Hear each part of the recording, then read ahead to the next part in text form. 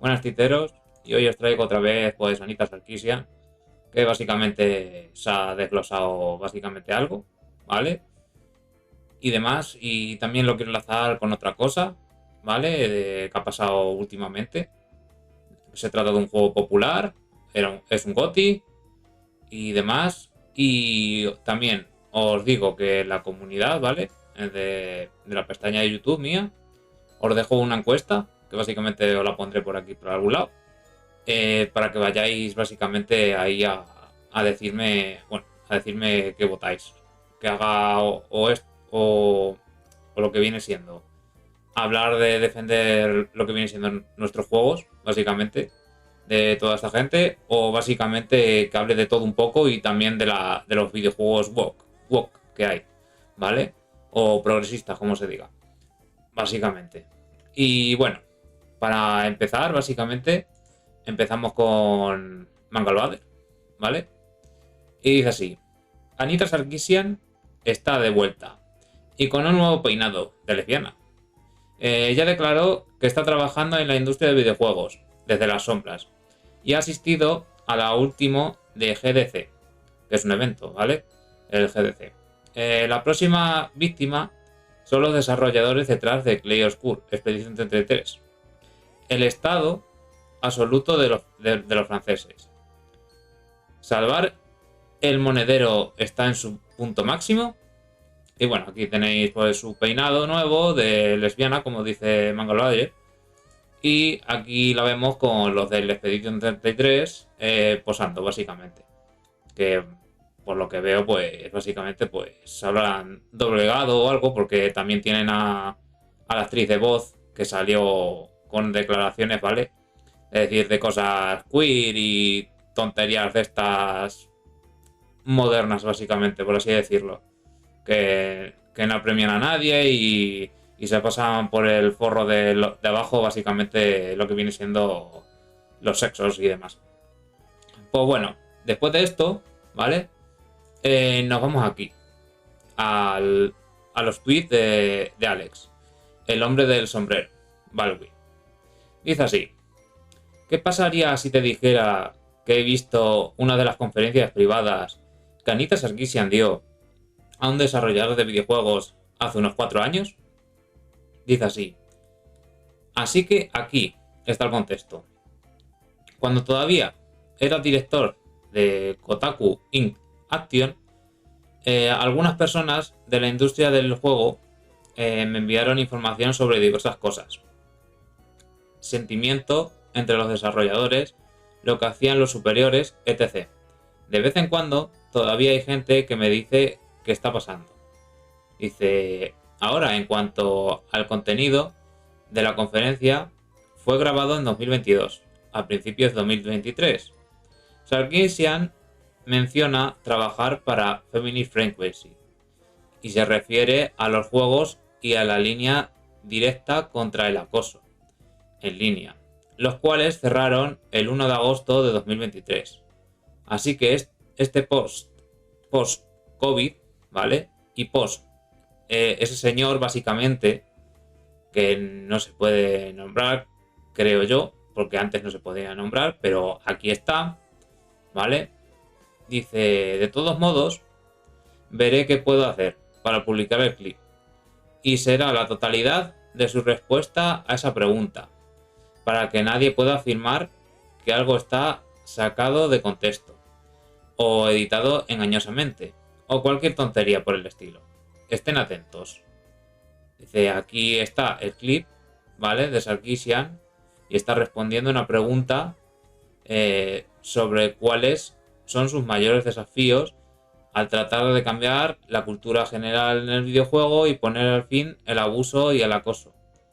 Esta es su respuesta completa y esa pregunta sin cortes, sin ediciones ni nada fuera de contexto. Esto luego ahora os lo pongo, básicamente traducido, ¿vale? Del este. Y bueno, y aquí dice otro usuario a Alex, ¿vale? Dice: Alex, tengo una pregunta importante. ¿Cómo? ¿Cómo están amenazando estas personas? ¿Con qué? ¿Por qué alguien del proyecto Veritas no lo ha, eso no lo entiendo, Okife, todavía a ella ni a otras de estas personas. Sé que lo haría. Con empleados de tacitidad, ¿vale? De donaciones de Feminist Frequency. Dice, así que esta historia fue algo así como esto.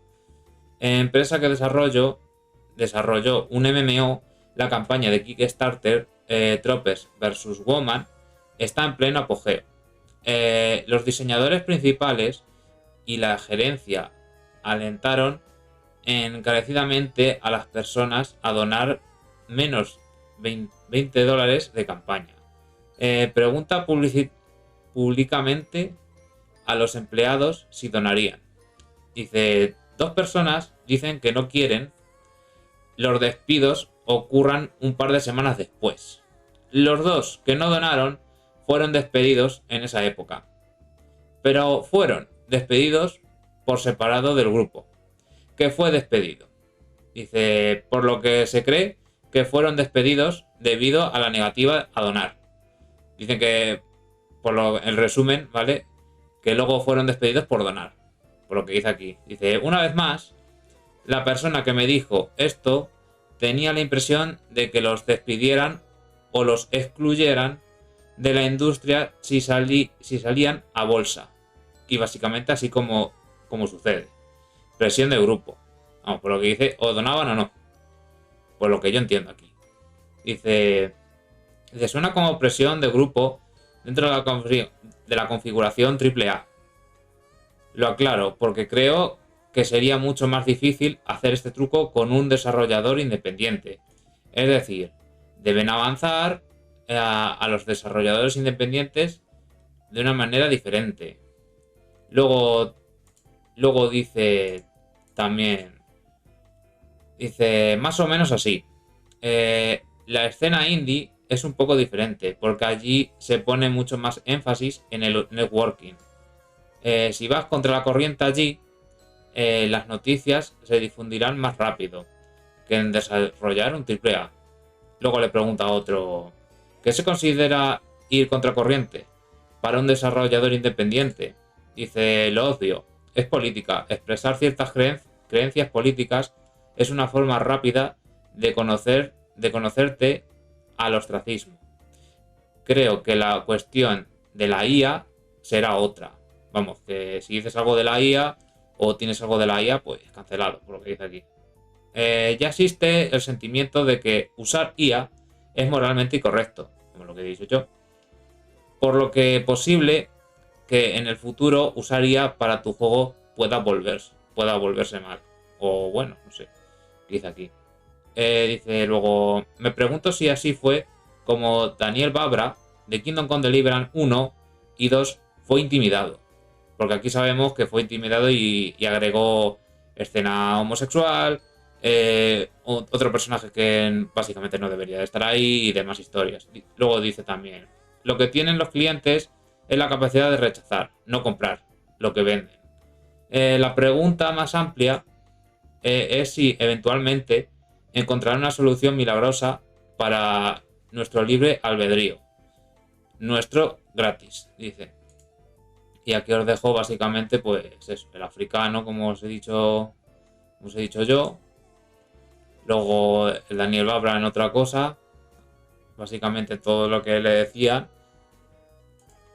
Luego también del Kingdom Come Deliverance. Básicamente lo que decía de no sé qué, no sé cuántos, de no voy a participar en esta cosa WoW, no sé qué. Lo cambió todo, básicamente. Se arrodilló. Y aquí, pues, también lo que decía. Básicamente. Es eso. Y ahora bien, os dejo con el vídeo, ¿vale? De este ser. Porque es un ser, ¿vale? Un ser demoníaco. Porque es lo que es. Y nada. Y ya, pues, nos vemos ahora. There is always resistance to challenging the status quo. There's always resistance and backlash. So I think that maybe I can illustrate this with an example. So I don't debate people. For years, these fucking assholes on the internet who like debate me, like I'll pay you 10 grand if you debate me, blah blah blah blah blah, and I'm just like no. And the reason I don't is because it is a lot harder when you're perpetuating the status quo. You can use 2-3 words to get your point across. When you're challenging the status quo, you have to unpack the status quo and then provide a vision for the future and the alternative vision, right? So you are immediately in a losing position, right? Like you can't win that. There's no way. And so I think for me, all of the work that anybody does that's challenging the status quo to build more progressive, a more progressive, more social justice world is immediately confronted at every turn constantly with that type of resistance. It's a lot of like, how do you phrase things in a way that is accessible to the largest audience possible while retaining the core of what you're trying to say without dumbing down what you're trying to say, right? I loved what Bell Hooks was such a huge inspiration to me when I started, who talked about how she used pop culture in her classroom as a way to engage with students on issues of difference and transformative justice, and that she used accessible language, but she didn't ever reduce the she didn't ever like simplify what she was saying, right? It's not like she had to make her concepts and her theories less intellectual. She just figured out a new way to say it. And I think for me, in the bulk of my work in the past has been a lot of like, how do I phrase things in a way that I can get the most people to understand or to hear me or to get on board, right? I spent a lot of time thinking about, there's this concept called the spectrum of allies. It's kind of like a half circle. And over here you have your closest, most ardent allies that will always be on board. And over here you have the people that want you to die and hate you and think you're the worst ever. And in the middle you have the people on the fence. And I spent most of my career talking to these people, right? Because they're the people who could go one way or another, and that can create a larger sort of cultural shift, right? As we're talking about building a critical mass. And for them, there's a specific kind of language I would use to talk to them versus talking to people that are already on board, and I can use all the internal lingo and all the academic speak and all that kind of stuff, right? It's the preaching to the choir model. So, I don't know, that might have been a tangent, but I think about that a lot in terms of what are the challenges, like, and even in your workplace, right? You think about like, if you're trying to make change, or like ERGs are trying to do stuff, like you have to think about how you present your message and how you talk about stuff. And you also have to understand that people are going to find you when they're ready. So you're planting seeds, right? Like you're just like, you know, if you share a little snippet here and there and somebody argues with you and whatever, and they come back 2 years later and they're like, oh, fuck, I know what you were talking about now. This happens to me all the time. I get so many messages from people who are like, well, I was a shitty Gamergater and I'm sorry and I know better now. And I think some of it is age. Like, not that Gamergate was only kids, but it's age. And it's also what we're talking about is this systemic shift that has happened over the last decade, that like, while we've had extremely regressive politics and an extreme backlash to the progress, we have seen a progressive shift. Like, let me tell you, in the middle of 2020, when like the big Black Lives Matter protests were erupting, hearing mainstream people say the word white supremacy was a fucking shock, because as like activists, we were using the word all the time, but we would not use it in like mixed company, because people didn't understand that white supremacy wasn't just like Nazis, right? And the fact that that is now mainstream and we're saying that word and we're talking about capitalism, like, it's not just the air we breathe. It is a system that could change potentially. Like, this shift is happening, right?